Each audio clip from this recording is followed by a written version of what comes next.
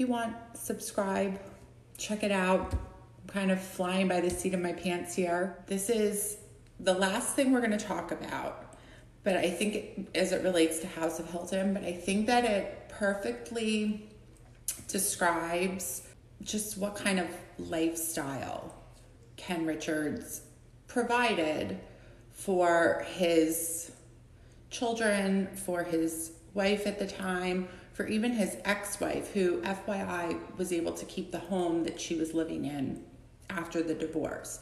Now, part of the reason why Diane, who participated in this book, went to live with Ken and with Big Kathy was because she had some difficulties with her mom, and she was very, very close with her dad. And so she wanted to stay with her father, and so she ended up living with them for a good period of time, which is why when she participated in this book, some of the, more salacious stories that she shared, we have to take everything, guys, with a grain of salt. We're going to talk about just how nicely that they lived.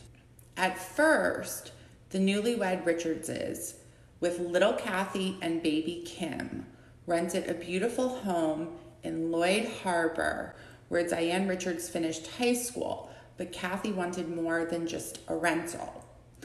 Big Kathy picked out a new car for herself, a green Jaguar XKE convertible, and chose a large, gorgeous home with a swimming pool behind an exclusive golf course in the Tony, Long Island enclave of Old Brookville, about 25 miles east of Manhattan and close to the Sound.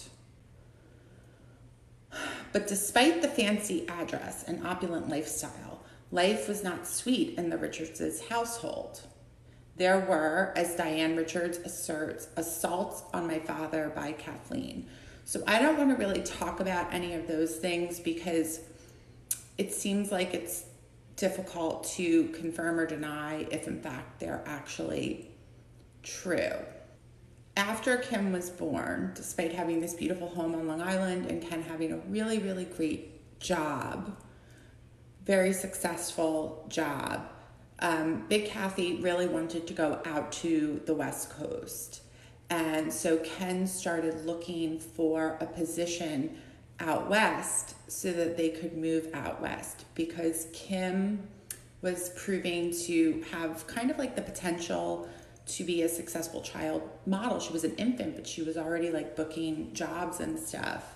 Richards was actually appointed president of a big discount store chain that was headquartered in Los Angeles. So off they went.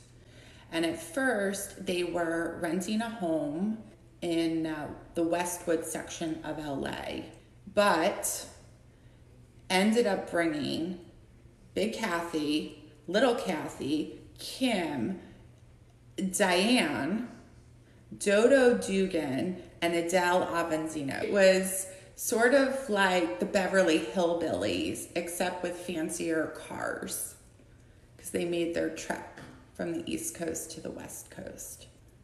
They were renting in Westwood while their new home with a pool was being custom built on Aqua Verde Drive in the more modest San Fernando Valley side of the exclusive and gated community of Bel Air.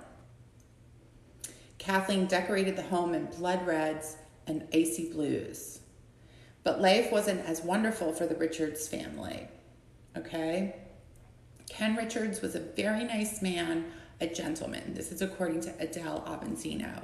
But Big Kathy had the dominant personality. She wanted more and more things, and her clothing obsession spiraled.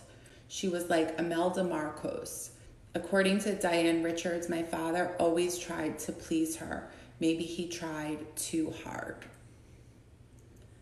And in closing, Diane Richards did say that she had such a strong affection for little Kathy. She absolutely adored little Kathy.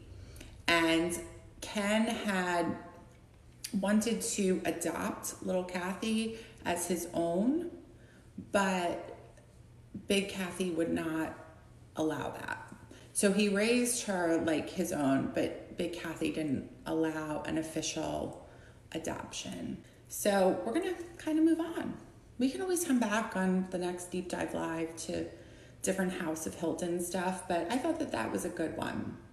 I'll put some clips of this deep dive up on TikTok.